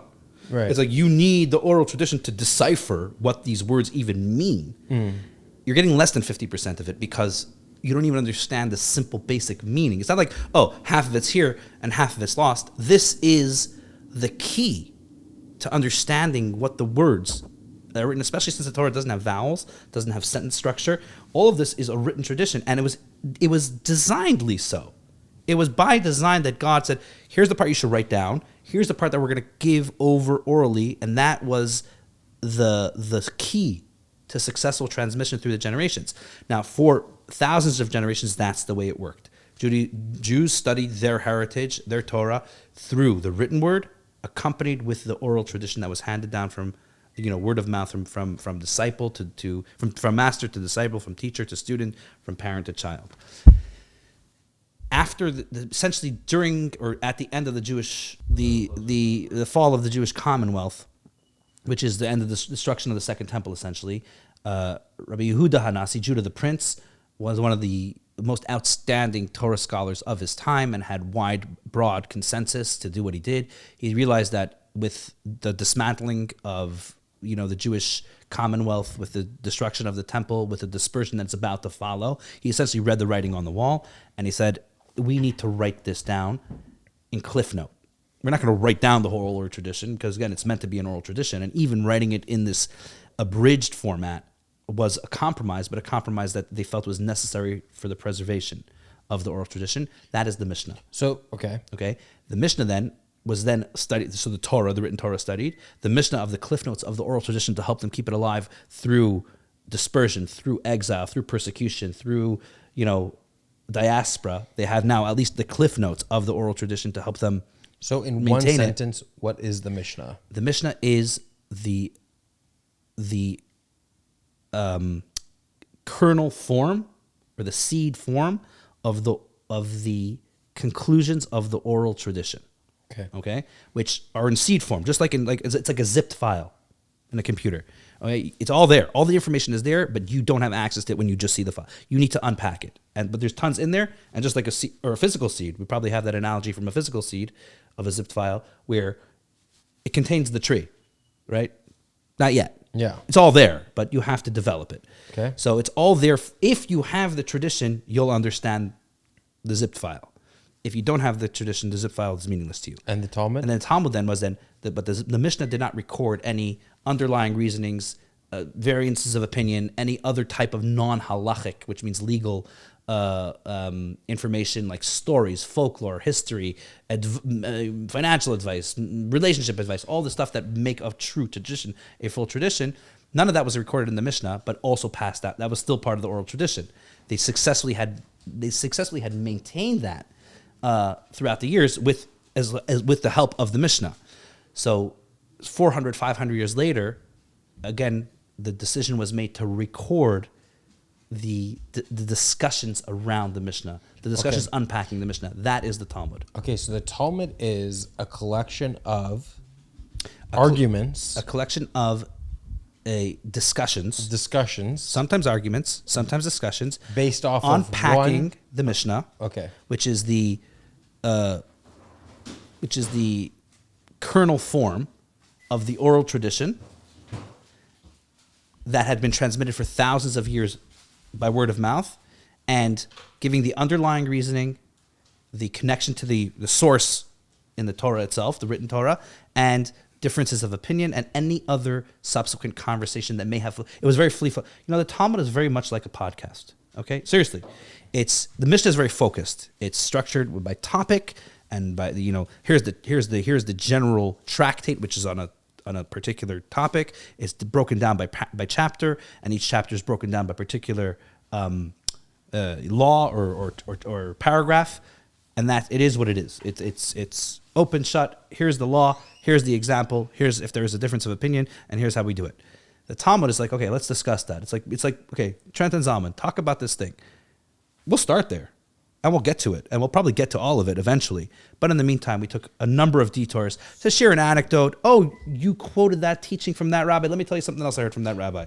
And something like that, So online, so online, when people refer to the Talmud, they're referring to what it's basically a stand-in for what they think Judaism is. Okay. Right? So here's where it gets dicey. Well, it gets dicey, especially because in general, what they, there's how dark do you want to go? How deep do you want to go? You want to go to people that basically don't think that the Jewish people today are actually the heirs of the biblical Jews, and there's a whole new thing, rabbinic Judaism, which is an invention of, I don't think. We don't need to go there. But the question is like, okay, the Talmud is arguments to find out what the answer is, discussions to find out what the answer is. So, for example, like on Hanukkah, for the people that don't know, you have menorah.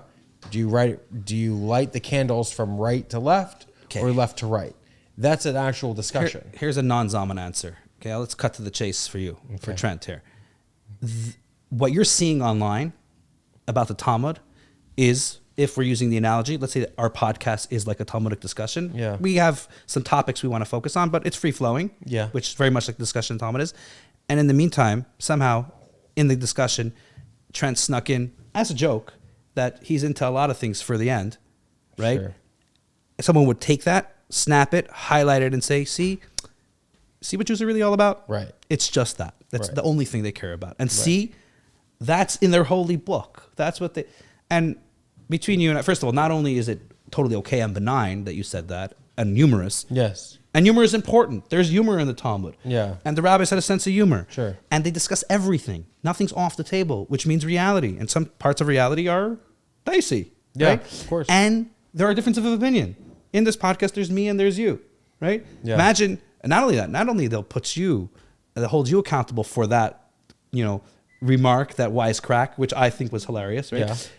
And make it about your entire being. I'll also be held accountable. Sure. And by virtue, because you're here. the movement and Exactly. So that's exactly what you're seeing online is such a tremendous ignorance, not only of what's actually being said and the context within which it is said, but also the entire definition of the body of work. Yeah. It's like if we feel that we have to answer distortion and decontextualization of that sort, I think we could do better things with our time. I agree. The story like of saying l'chaim, for example. Yeah, l'chaim. L'chaim. I'll tell you one thing. Yeah. I'll tell you one thing that I've the concept of heaven that I have and this self-development that I have, creating God mode, creating like this simulation reality. We don't have to argue about that. But the story of Avram becoming Abraham is like, hey, you're 75 years old, some version of that. You have to leave your birthplace, your father's house, and your land, and go to a land. I think it's Al Haaretz Asher Arecha. To the land I will show you. Correct. Which is very vague, right? That's vague. The things that you have to leave are very specific, but the land that I'm showing you is very vague. Correct. Because you have to leave like every piece of yourself that you built up over your lifetime and evolve. And you have to go on a journey. And the journey is one inward. Lech lecha, to myself. Go on to yourself. And I think that's what heaven is like analogous to. Like, we don't know where we're going. Like, there's no prescribed actual place. Like, we know there's a heaven, but the land that God is showing us is ambiguous, but what you have to leave and what you have to develop is very specific.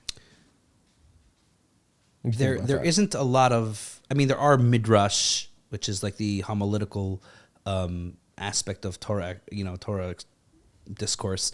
But while there are various midrash versions of explaining what the world to come looks like, is it this or is it that? But you're 100% right that by and large, it's not something that is described or we have a hard and fast definition of. Yeah. Because again, the focus is not, yes, it exists and it's there and it's an important part of it, but the real focus is on the here and now. Like you said, Judaism is a way of life. It's focused on the deed. If you're relationship oriented, the best way, or if you're success oriented, everyone knows that the best way to be successful is not focus on success. It's focus on the next thing you have to do, the next thing on your desk. What's your next task? It's like a butterfly. It rests on your shoulder. The more you chase it, the more it remains elusive. Yeah. Right. Right. And it's the same thing. The Judaism is focused on what is the proper way of living life. Right. You want to invest in your relationship? Do the right things, whether you feel like it or not. By the way. Because by doing it, you'll feel it. Yeah. Right? The way to feel it, often people say, when I feel it, I'll do it. When it feels right, I'll do it. You'll never feel right. Right? Or very rarely will you feel right. That's not how you judge the right. When I feel right, I will do the right thing. No. You do the right thing because it's the right thing. And the more you do the right thing, you'll cultivate a feeling and a sensitivity towards that right thing. And then guess what happens? Happiness rests upon you. Yeah. My brother said this when he was like, I don't know, 18, and I've always thought about it. He says, ethics are what you do when nobody's looking. That's right. When nobody's looking. Right. Your character. Your character is in the shadows, shaped. In the dark. What do you do when nobody's looking? That's what ethics is. Right. Well, again, from a religious perspective, which is a fake word, right? But from a Torah perspective, you're never at a point where no one's looking, so to speak. God is always with you for good. In other words, in a good way, in a comfort. We say, the Lord is my shepherd, right? Psalm 23, which is a beloved psalm, both in Judaism and beyond, right? Idea is that we're never really alone, ever, which is comforting and frightening at the same time. Yeah. But you're right. Your true character is when it's just between you and God, right? So the internet will kill me if I don't ask you this question. Sure. And I want the most Jewish answer. Okay. Oi. L'chaim. The question is, what do the Jews think about Jesus? I think it probably depends which Jew you ask. Okay. So Chabad. So what does Judaism think about Jesus? Specifically Chabad. I don't think Chabad has a specific formulation of what it thinks about Jesus. So this may what I find to be perhaps beautiful may come across as offensive to someone to whom Jesus is important, but Judaism doesn't really think a lot about Jesus. It's not that he's thought about positively or negatively as much as he's a it's not an issue. It's a non-issue. It's a non-entity, not because, obviously, Judaism doesn't follow the Christian tradition. So whatever, that is a podcast for itself. Jewish-Christian relationship, the history and development of Christianity from Judaism, Judaism's constant rejection of that, and how the Christian world has reacted to that, often, very unkindly to the Jewish people. But even in today's day and age, the tolerance, but also resentment towards the Jewish people from a religious perspective. And there are so many Christians that are true and beloved friends to the Jewish people, and their understanding of Judaism is as a dual covenant or whatever it may be. Yeah. There's a lot of theology and history that need to go into. The conservative Christians are my best friends. Well, yeah, some of my best friends. You go so far right, it's whatever. But my God, my point is that pray for the 1990s Christians. My point is that 100%. There's no question that the Jewish people themselves should be very thankful and grateful for, I would say, Christians that value Judaism and their Jewish friends and neighbors. I agree. So l'chaim to them, first of all. Yeah. But thanks, guys. That being said, thanks, guys. Thanks for hiding us. Thanks, Eric. But specifically in regards to the religion itself, obviously Judaism doesn't adopt Christianity. Okay, so that's we could get that elephant out of the room, if you will. But so how does it view Jesus? As some people say, some people understand Jesus as sort of like this hippie rabbi who sort of went his own path and lived and practiced and taught within the context of Judaism as it was playing out in Judea at that point in history. Sort of went to the beat of his own drum and whatever that meant, and like a benign hippie rabbi that just sort of is not our thing. Yeah. Some people, are a little more, I think, critical, whereas like adopted some beliefs that ran counter to, accepted Jewish practice or belief at that point in time. But honestly, because this like probably dovetails into the Talmudic conversation, because there's probably a passage in the Talmud that someone identified that one particular rabbi said, I think Jesus is the worst thing since sliced bread, right? And he's in hell doing A, B, C, or D, right? Sure. And that's what Judaism believes. I mean, this is what one particular rabbi who probably had a really crappy Christian neighbor who, right? Yeah. Just like people hate Jews because they have bad Jewish neighbors, right? Of course. So he's like, okay, this is what I think. It's the opinion of one rabbi, not Judaism. As a whole, Judaism doesn't have an opinion about Judaism. He's like, I don't know if he's a non-entity. Certainly he's an entity because he shaped world history. Yeah. But from the lens of Judaism, it's just, it's not something that's important. Yeah. Like, he is or he isn't. Is that fair? I mean, yeah, it's fair. Okay, so we don't have a negative view of Jesus. It's just a non-starter issue, one way or another. I think that's fair. Okay. Yeah, it's like some people would love for us to have a negative view of Jesus, I think, but it's simply not there. I think it's. I mean, if you search with a candle, like you're searching for the chametz, like will you find a statement from a particular person, a particular time? I mean, again, given the context of Jewish history, where so much persecution and exile and just all around, negative experience for the Jewish people was perpetrated by Christians, motivated by their Christian belief, by the way, and their understanding that the Jews rejected Jesus.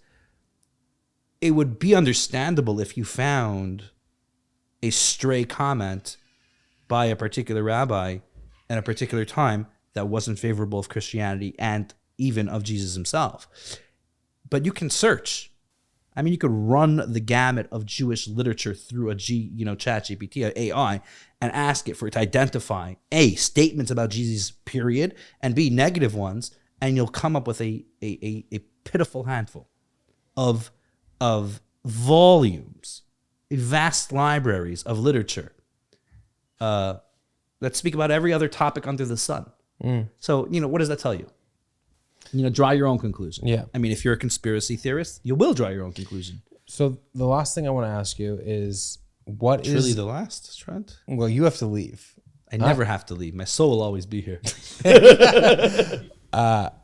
What is Tikkun Olam, and what does it mean for Jews in the world? So Tikkun Olam is, everyone's favorite thing to hate, right? Every Jewish person's... Let's say what it means. Distorted understanding of the thing that they love. Tikkun Olam literally means to fix the world, to repair the world. And it's based off a verse, I believe in Isaiah, L'taken Olam, we say it in Aleinu, the closing prayer of davening, of prayers on every day, actually. Aleinu is the closing prayer. And in it, there is a line that says, L'taken Olam b'malchut shakai, which is to repair the world under the sovereignty of God. Now, I have this theory that Jews like half sentences. Like half sentences? Half sentences. I don't mean Jews, not Judaism, Jews. Okay. Particularly American or secular Jews, like half sentences. So, for example, the secular Zionist movement was motivated by a verse that said, while they were in Eastern Europe, Beis Yaakov l'chu v'nelcha. House of Jacob, referring to the Jewish people, get up and go. In other words, go to Israel. But the end of that verse is Ba'or Hashem, by the light of God. Now, these were not particularly religious people, so that part of the verse got dropped off. So, Beis Yaakov l'chu v'nelcha, House of Jacob, let's go, let's get out of here. What became the mantra, but the whole verse is Ba'or Hashem, by the light of God. Another verse is God took us out of Egypt, right? I'm trying to think of which particular verse I'm thinking of. But essentially, Pesach, Passover, one of the most, if not the most, celebrated Jewish tradition, even amongst, secular or otherwise disconnected Jews, the Seder, and we celebrate freedom, and we celebrate the exodus from slavery and from bondage and from servitude and all those things that it symbolizes. But all of it in the Torah, if you look at the end of the verse, is to bring us to the mountain to serve Hashem. Right? All of the breaking free, the freedom, the beloved and celebrated freedom is only to subjugate ourselves once more to not to a human being, not to a pharaoh, but to God, to the ultimate, author of all existence. And the next one is this verse, Tikkun Olam, litakein olam, to fix the world, to repair the world. What a beautiful ideal. What a, romantic idea. And this has been something that Jews have embraced, especially the more they lost touch with their particular tradition, Torah observance, mitzvah observance, the more they adopted this humanistic and broad, societal project. Fix the world, repair the world, human rights, civil rights. Our Jewish values inform us to do exactly that. What are Jewish values? Are they not human values? But what makes them Jewish is something that's particularly Jewish in content. And that's the end of the verse. Litakein olam, to fix the world, b'malchut shadai, under the sovereignty of God.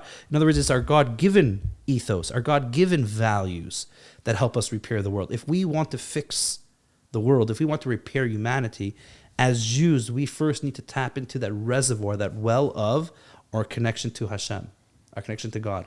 Because it is our particularism as Jews that help us shine the light of universal values for the world. That's what we've been enlisted for. That's what we've been talking about. If you're in the military, it's to protect, right? It's to serve the populace so that they can live meaningful, purposeful, prosperous lives. It's a duty and a privilege. It's a tremendous responsibility, and therefore there are more rules. But if you forget your identity, if you say, we're just like you. We're just like you, perhaps even more so, sure. Right? But we're going to champion your value. You can't protect me if you're not different. If I'm a regular citizen eating in a restaurant, and you're not armed to the teeth as a military individual, how are you protecting me? You're not protecting me. You're saying you're protecting me, but you're as naked as the next person, so to speak. I agree. And I think that, and I'm saying this as a conservative Jew, right? Obviously, I don't even know what that is. Well. Capital C? Conservative? No. Yeah, for sure conservative politically, but conservative little c in the Jewish movement. Like the dilution of Judaism makes us weak as a people. And I'm saying it. You don't have to say it. I think that. I think that when you don't stand up for your religion and you have an element of, what is it? What is it called when you blend, like Hellenistic, like you blend in? What is it called? Assimilation. Assimilation. Yeah. Like when you assimilate in a way that like you're not like strong Jewish. It's a problem because people could just take the Talmud or the Mishnah or the Torah and move it however you want because you're not strong in your faith. I think that's a real problem with what happened with the secular and conservative movement, where we kind of went off the derech, went off the path, and started assimilating instead of saying like, no, this is what we believe. Like conservative Orthodox Jews tend to be, and you don't have to say anything, tend to be conservative. That's just like the path. And I think that politically, and I think that we kind of like went in this weird direction where it makes us look like weak.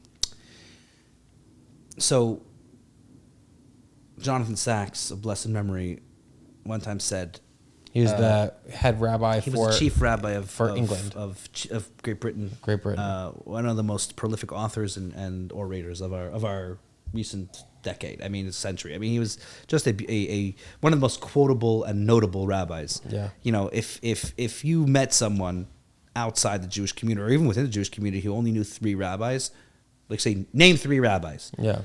Often One of them would be the Rebbe, the Lubavitcher Rebbe, which we didn't get to talk about yet. It's okay. You have to leave. I have to leave. I know. Yeah. Now maybe I'll stay now. Stay. Yeah. And another one. Another one would be Jonathan Sacks. Sure.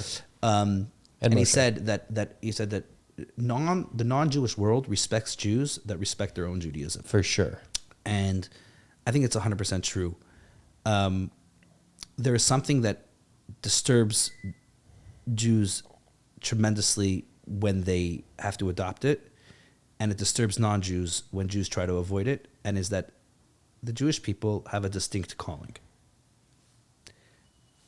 The Jews feel like, because they don't understand it properly, they think it's privilege, right? They think it's betterness, as opposed to enlisting, as opposed to responsibility. They feel like it's elitist, and therefore they reject it and they shun it. No, we're just like the famous Jewish line. We're just like you, except even more so, right? And the non-Jewish world disrespects or is suspicious of the Jew that is coyish about that, because we know you're different. Yeah. So why are you hiding it? Yeah. So ironically, the non-Jewish world respects Jews that embrace their own identity more than those that are evasive about it. And we do that with everybody else. Like even Christians that are like Christians, but they have no Christian values. Right. They're Christian in name. Be you. Is a problem. It's so much easier to respect someone who stands for something, even if I disagree with that thing. Yeah. But you can meet them at face value for what it is, than to say, we know you are this, we know you believe this, or maybe don't, but what are you hiding? Yeah. Right. So there, you feel that there is something particular about your identity, which is why you identify with it. Do you carry it as a burden or a privilege? We don't even know, but all we know is that it's super suspicious. So I want to ask you one last question. Okay? Genuinely, for real. Yeah. Campaign promise. Promise. Which is the Jew hatred that's happening in the world. I've never experienced it in my life. Like, I've never, growing up, experienced this anti-Semitism. I've been really lucky, really blessed. But, like, I see it. It's something different now. And to me, I'm like, I understand it, and it's to be expected. Because this is like the story of our people. This is the story of the Jews. Continuously persecuted, continuously tested. And the story of Passover, obviously, is a testament to that exact sentiment. And I'm just curious for, I don't know how many Jewish people watch this, but for Jewish people or non-Jewish people, what is your take on what's happening against the Jewish people spiritually? It's interesting. I think that people that have been, I guess, a little bit more cautious all along have turned out to be right. In other words, you have the people that are the first generation Holocaust survivors, for example, and they were always very wary of the non-Jewish world. Like, this is a grace period. This is not the new world that said, oh my gosh, we witnessed these atrocities, we witnessed these crimes against humanity, and now we understand that this is wrong, and there's a new page turned in the annals of human history, right? It was a snooze button. It was a snooze button for something that's deeply entrenched in the human psyche. And there's a number of ways to look at that. I mean, the simplest way, the non-Zalman answer is nobody likes their alarm clock. Sure. Okay? If it's true what we're saying, that the Jews have been enlisted to carry a certain torch of ethical monotheism for the world, for all of humanity, how do Jews share that universal message with all of humanity? By being particular in their own observance in the 613 commandments as the protective mechanism, as the spiritual military that creates an environment, a society, a fertile ground where the 7 universal laws can flourish and humanity and society can blossom and develop, then it's wonderful. But if you reject that, you become the enemy. You become the person that keeps on saying, your existence is a living testament to the things that I'm not living up to, right? Does that make sense? Yeah. That, like, as I'm saying, no one likes their alarm clock, is that the very exist, and that's why secular Jews don't understand this, because they think it's like, okay, I'm not even, whatever, Yeah, right? No, you are a Jew. The very, Judaism is God's stake in humanity. It's your presence to a non-Jew that understands the bigger scheme that we've just shared right now of all of humanity. A Jew stands as a reminder and an exemplar and a torchbearer of what society can look like at its best, right? And we need that. Not because a Jew is inherently better, because ultimately everyone's judged by their virtue. You go to heaven based on your behavior, Deeds. right? If you're righteous non-Jew, righteous Jew, that is the litmus test. But as someone who's enlisted in the spiritual military to preserve that environment, that's wonderful. But if you don't understand the bigger scheme of things, you look at the Jew suspiciously and you say, who are you? What are you? And why are you different? And more importantly, you stand as a challenge. Whether you're observant or not, a Jew is the identifier of Judaism. And Judaism, what it stands for, is a rejection of hedonism, a rejection of narcissism, a rejection of complete selfish self-interest. I'm not capturing the exact term that I'm looking for, but for someone who's just looking to live a life of untethered by a higher being and an ethics and morality that tie them into the family of humanity, you represent, because everyone needs like Newton's law of physics, right? So every force needs an equal or opposite force. So you're the opposite force of what they're living. And instead of facing themselves, they say it's a mirror.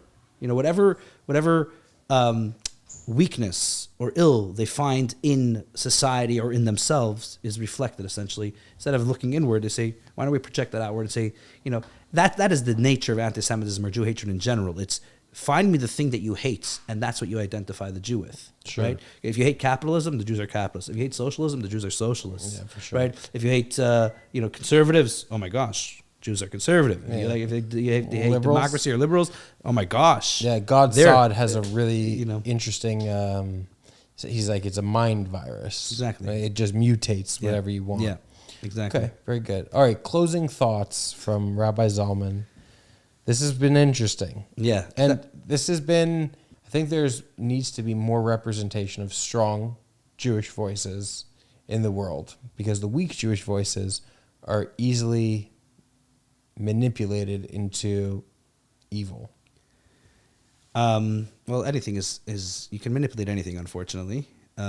If you cut and paste properly. Sure. Just like the Talmud. We could cut and paste this podcast. Sure. And it will make us sound horrible. as if we're saying the worst things ever. Yeah. But what are closing thoughts? My closing thoughts are, first of all, it's wonderful. Plus, listen, there's going to be 5 Jews that watch this and maybe 3,000 non-Jews. Okay, so I would say, first of all, it's a pleasure to have the conversation. And I think it's so important to have the conversation. I think that the beginning of wisdom and knowledge are questions asked with sincerity. As Jonathan Sachs would say, that any question asked in sincerity is the beginning of a path towards God. But understanding, more importantly, the universal story that we all share, that if we zoom out the lens and don't get so caught up in our own particulars, what we'll recognize is, first of all, that we agree, most of humanity, I would say most of humanity agree that there is a author to all existence, which we like to call God, which brought forth the world and all its inhabitants with a divine purpose.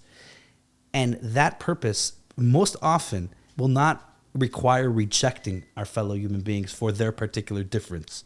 It will call for us to live our best lived life towards meaning, which is by adopting goodness, kindness, and morality in our lives, being the foundation of our families, our communities, and in concentric waves, the bedrock of humanity, of all society. If we think about it in that way, if we think more universal, it is then that we can begin to appreciate the particular. But again, to quote Jonathan Sachs for one last time, he says, one of the principles of Judaism is that for God to be found anywhere specifically, he needs to be found everywhere. Right? In other words, in order for God to be found everywhere in general, he must be found somewhere in particular. So first, God, of course, God of all of the cosmos, but he's also God of me and you. Sure. And that guides our daily conduct. So if we see the common thread in the fabric of humanity that we all share, despite the different patchwork that we make of it, each with a particular faith and their tradition and their heritage, and link arms for the good, for the causes of good, inevitably we will be able to withstand and push back the forces of evil, which we all agree and I can identify of what those are, and live a better, more prosperous life as illuminated by God's wisdom and his blueprint as it's found in the Torah. When I think of Judaism, and somebody asks Hillel, give on me, one foot. On one foot, tell me the Give me the whole thesis thing. of Judaism, right? And one like says, love goodness, do kindness. No, that's Micah. Huh? Tell me. Oh my God. And That's walk, Micah. That's a verse in Micah. Jeez. And walk humbly within the Lord. That's yeah, Micah. okay. Hillel 6:8. Micah 6:8. Hillel said, that which is unfavorable to you, yeah. do not do to your fellow. That's the whole Torah. Yeah. Now go and learn. Yeah. There's more. Go learn. Yeah. But that's the whole Torah. If distilled on one foot, that's the rabbinic tradition. That's the Talmud. What does it say in the Talmud? That's what it says in the Talmud. It says, what's the whole Torah? That which is undesirable to you, that's which is hateful to you, don't do to your fellow. The rest is commentary. Yeah. Now go put that in your pipe and smoke it. All right. Thanks, Rabbi.